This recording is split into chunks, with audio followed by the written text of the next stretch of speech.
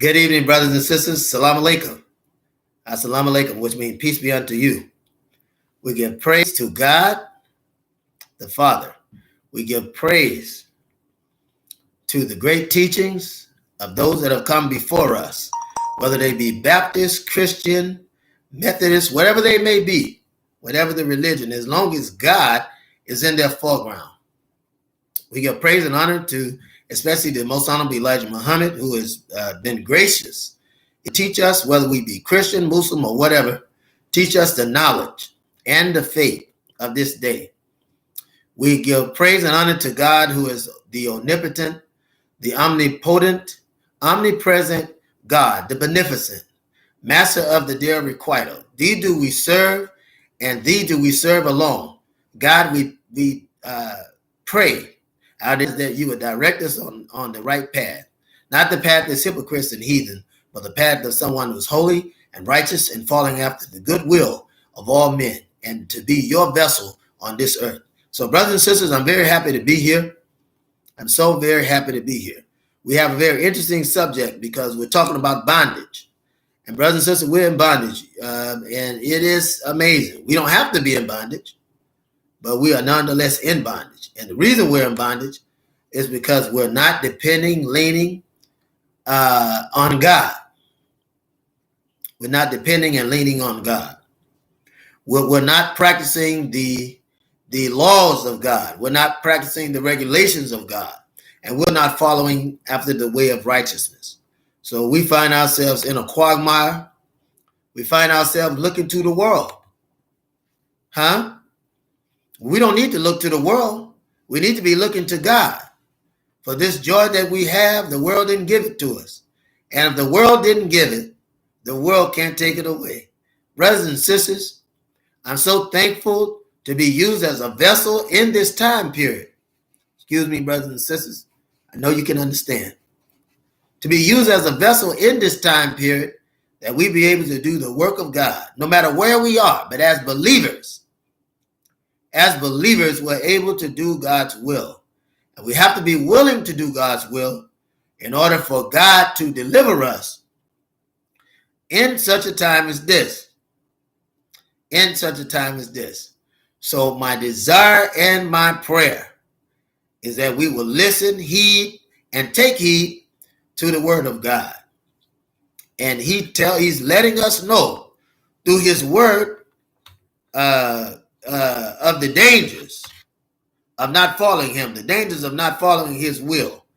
It is God who is letting us know that if we would only, those of us who are called by his name, humble ourselves and pray, seek his faith, and turn from our wicked ways, then and only then will he hear from heaven and heal our land. And brothers and sisters, I'm sure you can appreciate the fact that we need our land to be healed. We need the mental land to be healed. And once God heals our mental land and our mental skies are stabilized, then we'll be able to see clearly, think clearly, and move clearly and freely to do the will of God. Is that right or wrong? We don't have to fear man. We don't have to fear man. Man is not God. Man is not God, and fear is not of God. But it is the beginning of wisdom as it relates to God. Is that right or wrong? So our desire here is that God would deliver us. And we pray for his deliverance. We pray for his teachings. We pray for his wisdom as we move throughout this world day by day. Because only God can help us. And only God can truly judge us. And it's just plain foolish for us, you and I, brothers and sisters, to be concerned about some other man telling us what to do. Why, that makes no sense. It makes absolutely no sense for you to be afraid of some other man or some other woman. Fear the Lord, right? Fear the Lord in all his might, but not to fear man. You don't have to fear man. Man is born of a woman of a few days, but to God, there's no end. So we don't have to fear man. And I encourage you and challenge you to not fear man. I encourage that. Don't fear the systems that man have. Huh? I said, don't fear the systems that man have, but stand ye in the power of God and stand in the liberty that you have been made free. Is that right or wrong? We've got to be steadfast, unmovable, and always abounding in the word of truth. That's what you and I have to do. That's what you and I have to do. We have to be steadfast, unmovable, and always abounding in the word of truth. And that's what God is calling us to do, you and I. That's what God is calling us to do. So I'm very, very happy to be here, brothers and sisters. I'm very happy to be talking to you. And very happy to be dealing with this subject, right? We have to deal with what's happening in our world today. We have to deal with that. The passing of the old God and the introduction of the new God. This is the last bastion and stand of the generation that have kept us so oppressed and the generation that have kept us down. And God has set the stage where the spiritual, social, intellectual, psychological, emotional, mental, and physical battle will take place. A lot of people don't even know it, but they're right here in the midst of Armageddon. Right in the midst of Armageddon. But we have to see the parameters, right? We have to judge where each person is, why they're stationed that way, right? And to what justification, so to speak, should these parameters or dynamics that are set, what justification do they have as it relates to the universal order of change? We have asked ourselves that in plain, there are things set in place that can't be undone. There are certain things set in place that can't be undone. Even if the devil wanted to change it, he couldn't change it because all of it's a plan and design that comes from God to free his people from bondage. Is that right or wrong? And so, brothers and sisters, we ask you to join us so that we'll be able to hear this. Some of you won't hear this tonight. Some of you are here tomorrow. Some will hear it the following day. Nonetheless, you will hear the message, and once you hear the message, heed the message. But I tell you that the black family and the red family is in trouble because we haven't found a common bond. We have it, but we haven't accepted the common bond of our existence. I'm talking about the red man and the black man. So we're waiting for others to join us. We're waiting for others to join us. This is a very momentous occasion that we're in. This is a very momentous occasion that we're in. So we're asking the others to join us so that we can educate you. If you're a red man, you should be with us tonight. Huh? If you're a red man, you should be listening tonight. You should be listening tonight. Because your problem is our problem, and our problem is your problem. That's the reason you should be listening tonight so that we can overcome together. Over 400,000 years ago, your ancestors, indigenous ancestors, made the trek to come from Africa to here to Turtle Island. So your ancestors have been here for about 400,000 years. 400,000 years. And carbon data would challenge that to another 100,000 years, so at least 500,000 years. But where did you come from? You didn't come from India. You came from Africa. You may have stopped in India on your way to Africa. You may have stopped in Saudi Arabia. You may have stopped in Eurasia on your way, but where do you come from? You come from the Sub-Sahara. You come from the middle parts of Ethiopia. You come from the middle part of the continental Africa, from top to bottom, all the way to Botswana, all the way down to Johannesburg from the top of what is present-day Egypt and the Nile and the sub-Sahara area from that region, So in the light that you are learning where you came from, then you know why you're here. You find out why you're catching so much hell from the white man. Don't you find it strange that when you're put on the, the black man is put on the plantation, they put you on the reservation? Come on, brothers and sisters. Come on, my red brothers. Talk to me tonight. Tonight is for the red man and the black man. Tonight is for the red man and the black man. We have work to do. We have work to do. And it's time for you to get on God's side and stop selling your people out. Red man and black man. Red man and black man. I'm talking to you tonight. I'm talking to you tonight. What are you going to do? What are you going to do? Do you love your life so much that you're willing to lie to yourself while you see your people being killed all around you? While you see your people be killed all around you. You've been played against one another ever since the white man came to Turtle Island, otherwise known as America. What will you do? What will you do? Tonight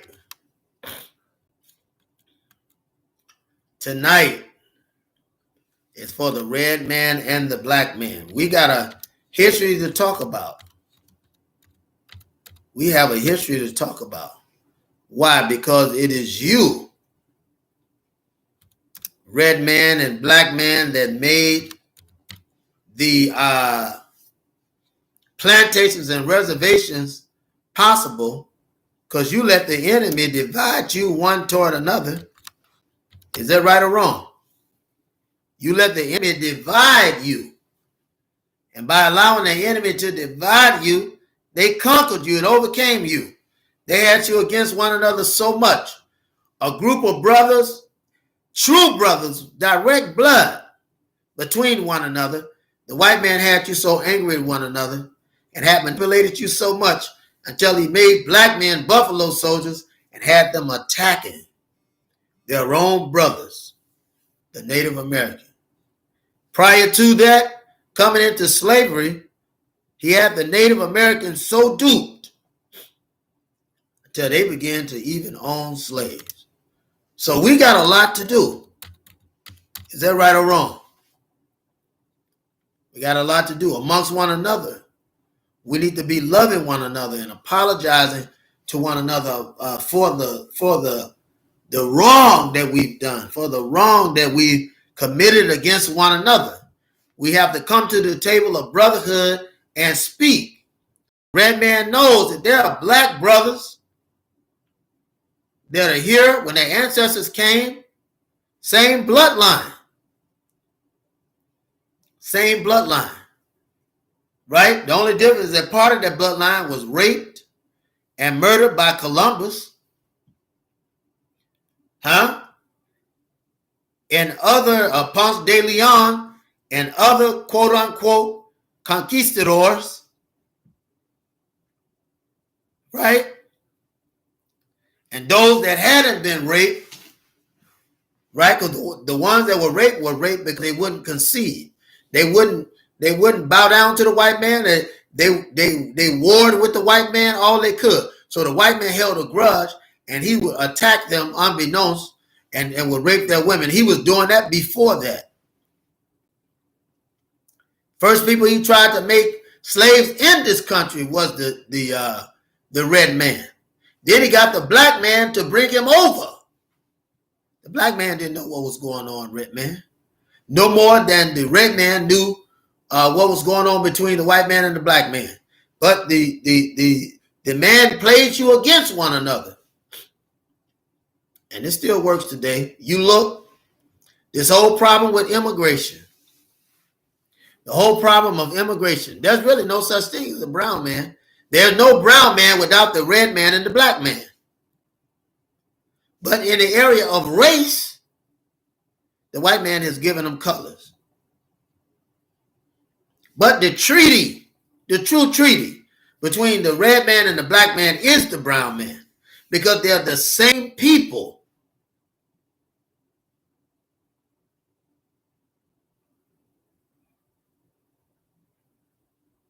What did the white man do to the Native American that he didn't do to the indigenous African? He enslaved both. He enslaved both. He put both in bondage. Is that right or wrong? He enslaved both and he put both in bondage. So there's a common bond between the red man and the black man. They just don't know it. A common bond. But what can we do? Well, let's talk about a little history. Talk about a little history. We're going to get on the Cherokee tonight. We want to talk to the Cherokee tonight. Cherokees own slaves. And after that, we're going to talk to the black brothers and sisters. But at this moment, we want to talk to the Cherokees. The Cherokees own slaves with the what was called the 5 civilized tribes. Now, and when you say 5 civilized tribes, is that a way of saying that others may not be so civilized?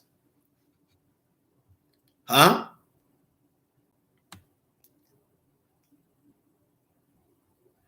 So the Cherokee, the real term for them, Aniga-Duwagi, Cherokee, right? The Romans rationalized the term Cherokee, or the Salagi people, right? Tasalagi, right? People are one of the indigenous people of the southeastern woodlands, but also the indigenous people, one of the indigenous, more noted indigenous people of the Mali Kingdom of Africa from the sub-Saharan region. See, there's no red man without the black man. The red man does not exist without the black man. Remember that. Now, with that being said, let's get into the red man and why he's called red. This ownership and claiming of a nationality once they begin to amalgamate with them. When the white man amalgamate with individuals, this is an act of war. This is an act of sort of how do you say it? War in plain sight. Because we let our guards down with somebody who's married our kind. If there's a white man that marries a black woman, let me say it like this. That black family will make an exception for that white man. If the white man marries a Native American, it's the same thing. The teachings are the same. Teachings of peace. Collaborative or collaboration. Collaborative effort. Working together in unity. Huh? But if you look at the way the native, no matter what the tribe is dressed, and you go back to sub-Saharan Kemet, and you look at the way they're dressed, you see the same people. If you go to the southern part of Africa, even go to the Zulu nations, if you see the war dress of those people, the indigenous war dress, and you look at the indigenous red man, you'll see that the paraphernalia is arranged the same way. There's a reason for this. There's a reason for this. Why do Native American women bind their hair at some point? There's a reason for it. It's in their heritage, their bloodline. They keep up certain practices when they came from Africa. The braiding of the hair. The braiding of the hair is normally done by individuals that, of course, have coarse hair, right? For acclimatization and also to make it manageable with the rake or the comb. Is that right or wrong? The tradition of plaiting and braiding are traditions of Africa, but they were kept that way, right? These traditions follow people that had sojourned from Africa, sojourned through Saudi Arabia, sojourned through Eurasia, sojourned through India, on to the Bering Strait, to come to a new land called Turtle Island, or the second Memphis of Egypt, where the Mississippi served as the second Nile, where there are Egyptian kingdoms all along the Coloradian Bay, right? Right? Egyptian kingdoms all the way in the Grand Canyon, right? They're there today. You can research. The good thing about having internet today is that we can do that. So we're talking about the same people,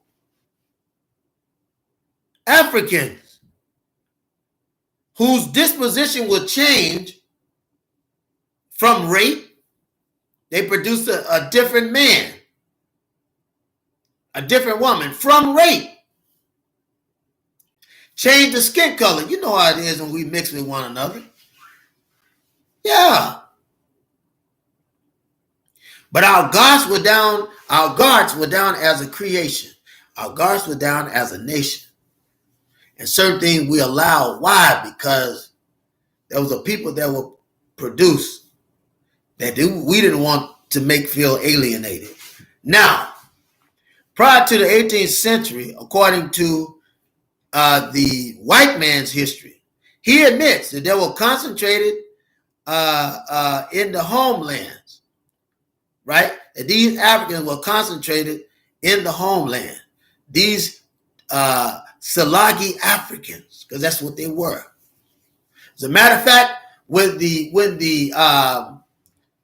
Spaniards and the Italians saw them, they thought that they were back in a certain part of Africa. And then at one point in the South American region, they thought that they were back in India.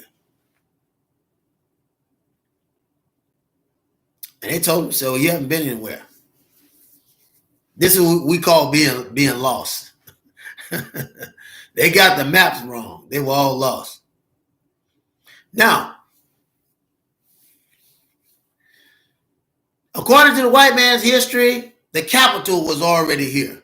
This is his writing in the historian, in the Smithsonian.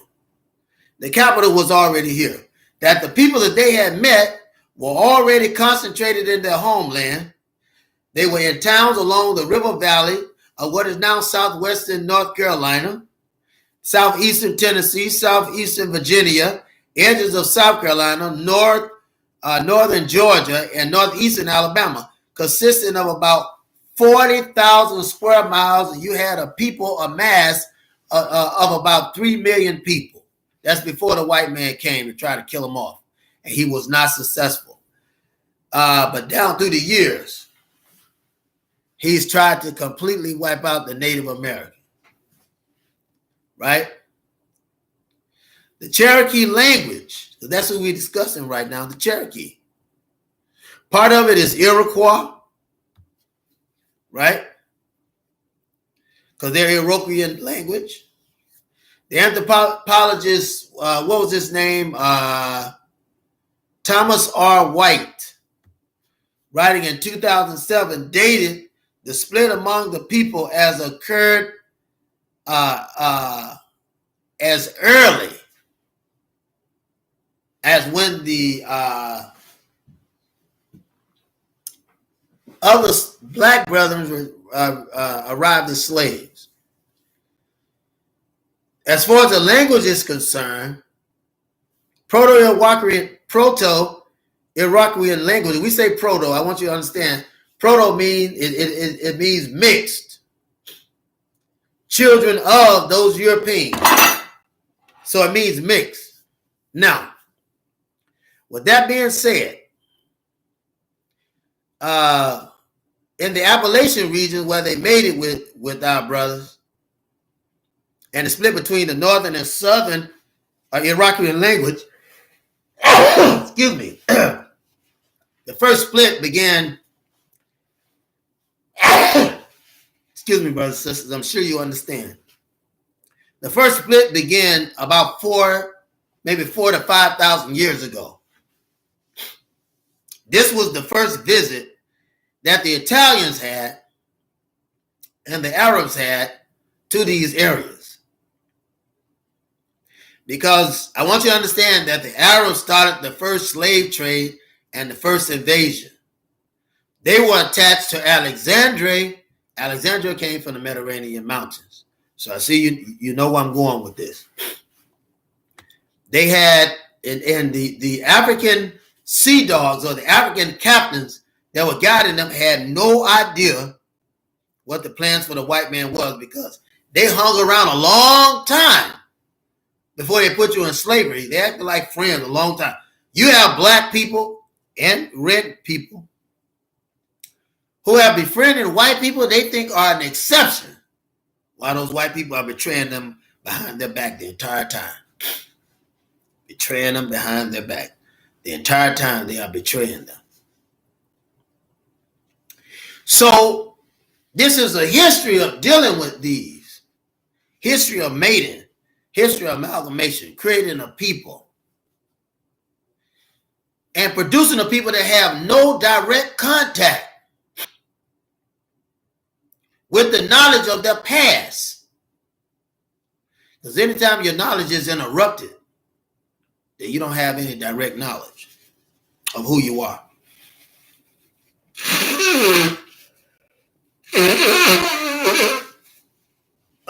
Excuse me, brothers and sisters. I know you understand. No commercial breaks. All praise be to God. No commercial breaks. And so,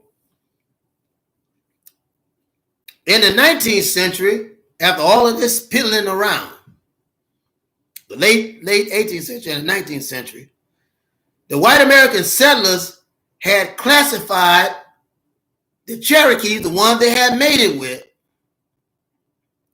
as one of the 5 civilized tribes. Now, I tell you this. Anytime, and I told you this before, anytime a white man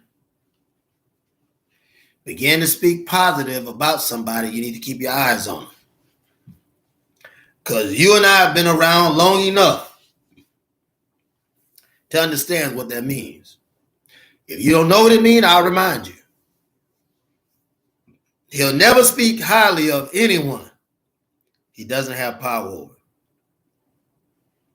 He never will. So by the 19th century, the white American settlers had classified the Cherokee of the Southeast as one of the 5 civilized tribes. The 5 civilized tribes they're talking about, let's go over that real quick. Just real quick. Now, one of them was Cherokee. The other was Choctaw. The other one was Muskogee.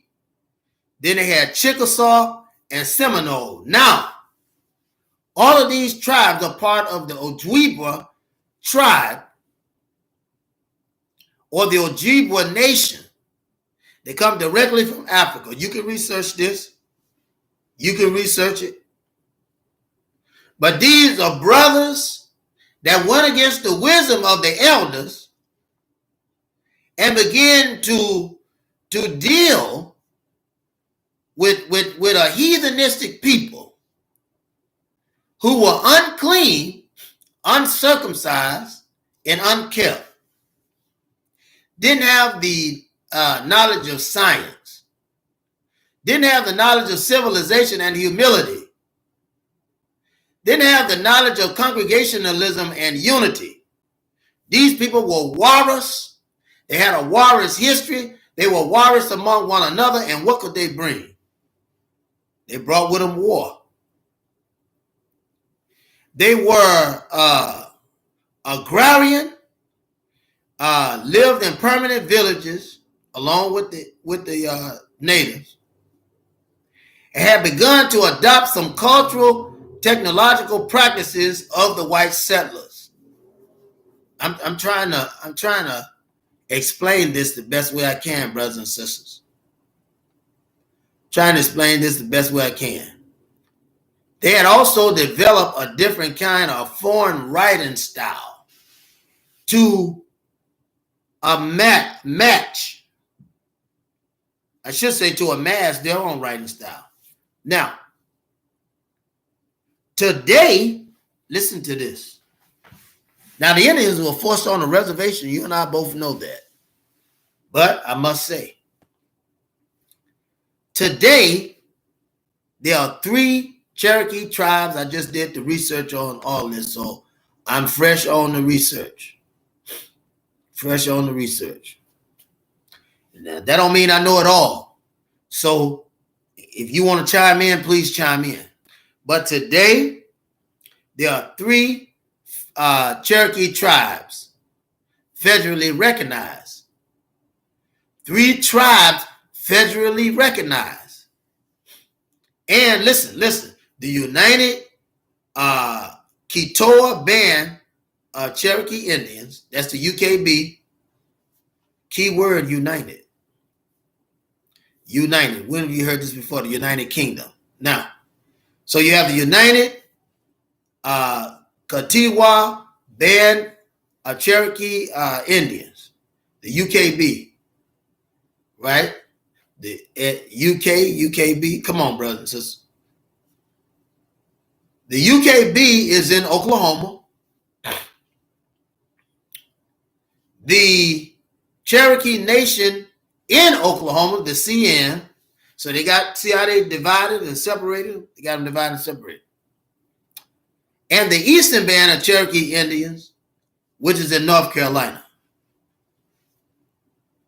The Eastern Band is in North Carolina.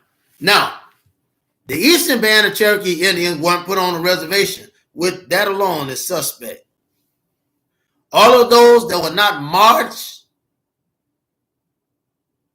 through the cold, muddy waters of Nez Perce, where children died along the way, to push them along that trek from the East Coast all the way through Florida, Georgia, Alabama, Mississippi, Arkansas, on into Oklahoma.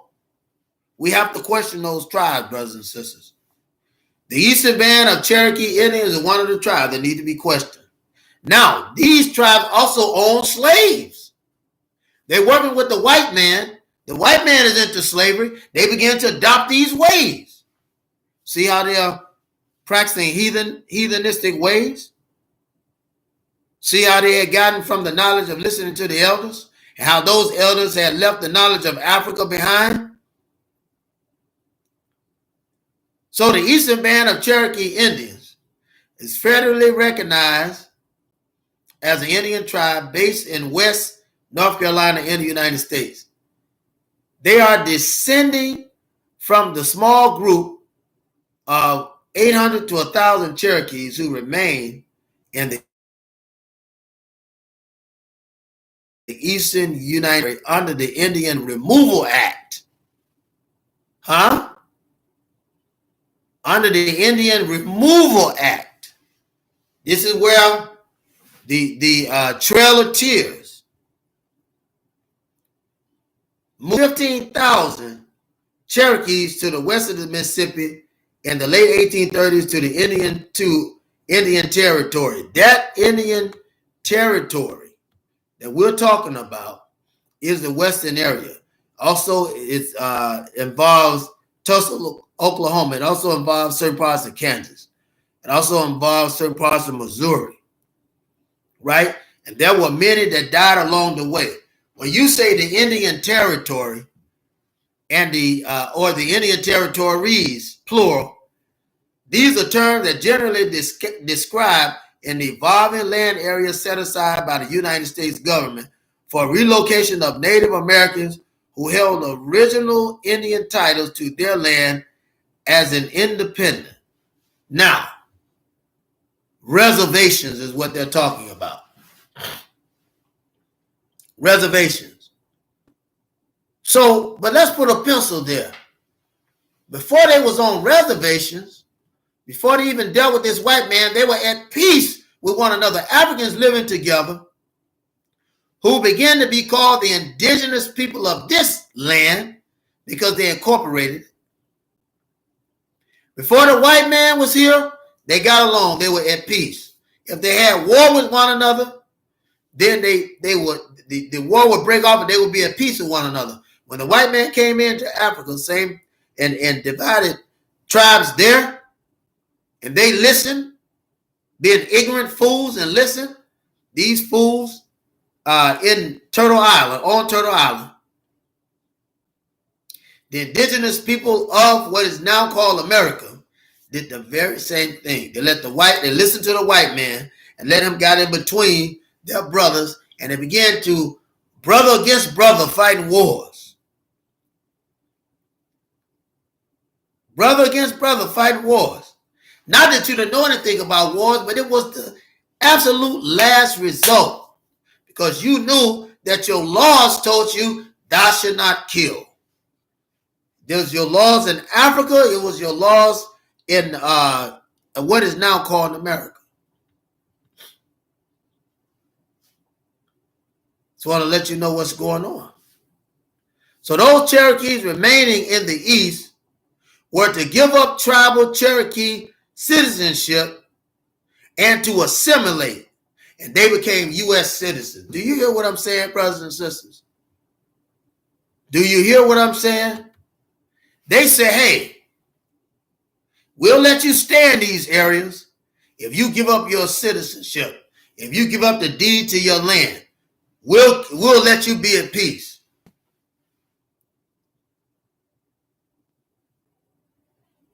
It's a shame. It is truly, truly a shame. And while they were practicing slavery, the Indian took on slaves. The Native American took on slaves, enslaved their brothers. Yes, you did. Yes, you did.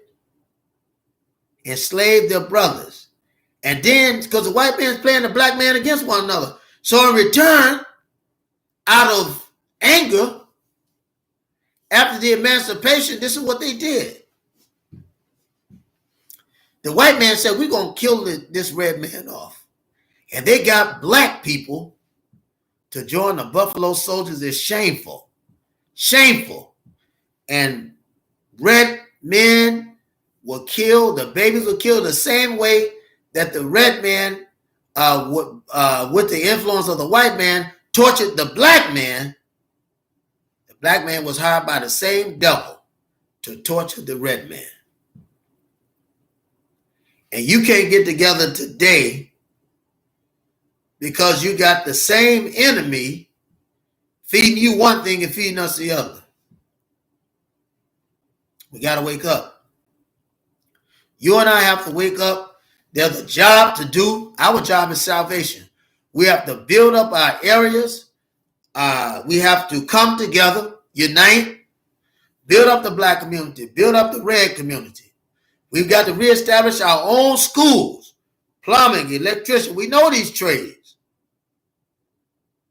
Home ec, 4-H club, HVAC, brick masonry, concrete. We gotta figure these things out. And it is so late in the game, brothers and sisters. We shouldn't be doing this so late in the game. We shouldn't be doing this so late in the game. That's why I pray that God would touch you tonight and touch who you are. to deliver us, because we have to have deliverance in this period that we're in. We need to be delivered, brothers and sisters, like never before in our lives. We need to be delivered. And pray to God, the great universal power, the sky chief, Allah, Jesus, whatever you call him, whatever resonates with you, and ask him to come down and be our strength as we unite to do justice by our communities and to repent for the ignorance and foolishness and the evil and the greed of our ancestors. Or we have a job to do. We have a job to do. We have a job to do. And God is waiting on you and I to fulfill that promise. He's waiting on you and I to do the work to deliver our people. Red man and black man, you're the one that made the plantations and the reservations possible for the white man to do the evil that he does today. He could have done it without you. The question now is, what are you going to do to rectify this wrong? That's the question now. You're going to come together. We're going to work together. You and I. We're going to come together and we're going to work together to rectify this problem. Because only we can do it. We're responsible for it. And only we can do it. And we are brothers. So we're going to have to work this thing out. We got to work this thing out, brothers and sisters. Excuse me. We got to work this out as brothers to be able to rectify and regulate our community. Our children are running wild today. Our children are running wild today because we haven't listened to the wisdom of our elders. Our children are running wild today because we have given in to racism. And we have not fellowship with one another in some time. We allowed the enemy to make us put our hand against one another. We allowed the enemy to upset us so that we're working against one another. The question is, what will we do? What will we do, red man and black man? The most powerful people on this planet, that if we unite, we'll be able to bring about great substance, great change, and go into this new world, right? Come out of bondage with great substance. But in order to do that, we'll have to unite with one another. We have some serious house cleaning to do. We have some serious house cleaning to do. We've got to unite. We've got to unite.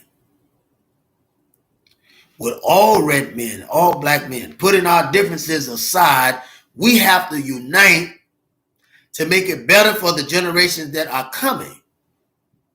That's our job. Many of us, with the things that have happened in the past, we weren't even around when these things took place. We weren't around, but we have to unite today to rectify a lot of foolish decisions that our ancestors have made by dealing with the jinn, dealing with the white man, who is the one that pushes evil and separation and racism and division. The question is, are you ready? There's no time better than now. What do we have to lose? We're being killed anyway. What do we have to lose? Come together and rebuild our communities. We need to come together and provide jobs for our people. We need to pool our resources and discuss education. What do we have to lose? Because we haven't been together, because we haven't used each other as allied advantages, because we haven't done these things, our situation gets worse and worse. And I tell you what, brothers and sisters, whatever's happening in the Black community is also happening in the red community. It's amazing. It's amazing when you stop to look at it. It is amazing when you stop to look at it. But the trouble that they're having is the same trouble that we're having because we haven't come together. So my challenge to you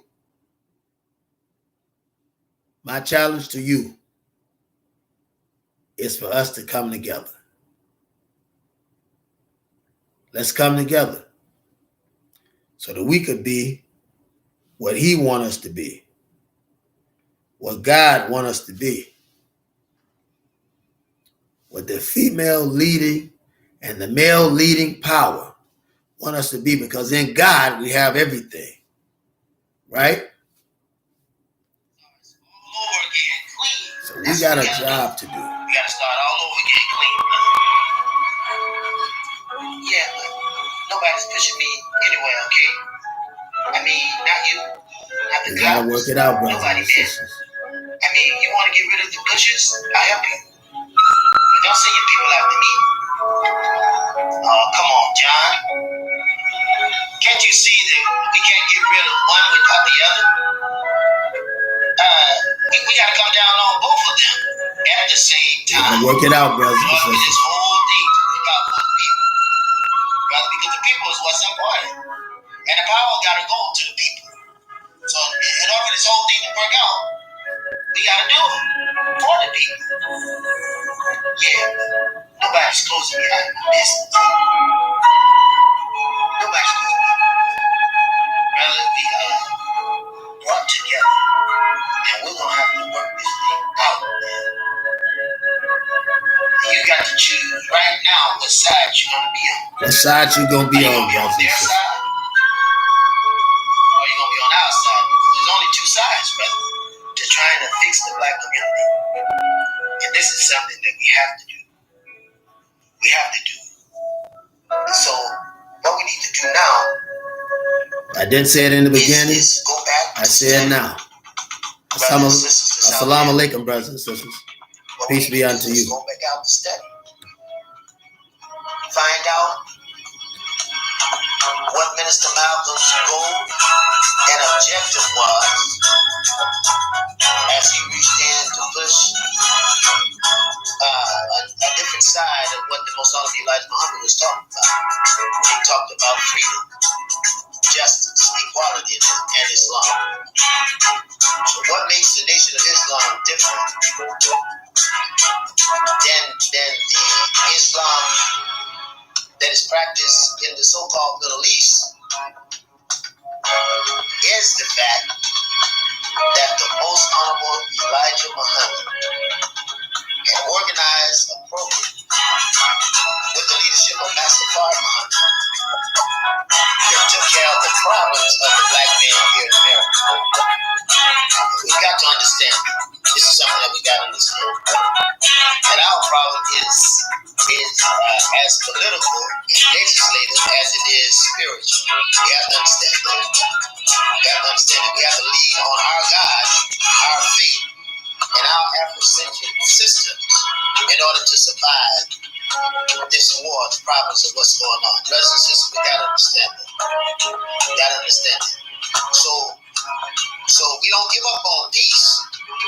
And we ain't going to give our oppressor no peace until we can get justice.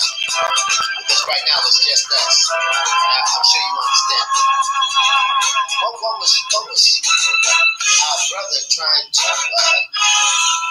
bring us into knowledge of? Our brother Minister Malcolm, as he was talking about the Most Honorable Elijah Muhammad. And that's a discussion for another day. But as he said when he came back from Mecca, he says, my plans are still the same. I think the Most Honorable Elijah Muhammad has the best plan. Once you realize with one eye and one ear who the enemy is, then you have some understanding of how to organize against it. So this is the meaning of the purpose for the creation of the Organization of African American Unity, or the Organization of Afro-American Unity. This is the program that Dr. Khalid Abdul Muhammad pushed as he sought to organize other organizations and people for unity. This is what they were talking about. This is what's meant by the African American Defense League.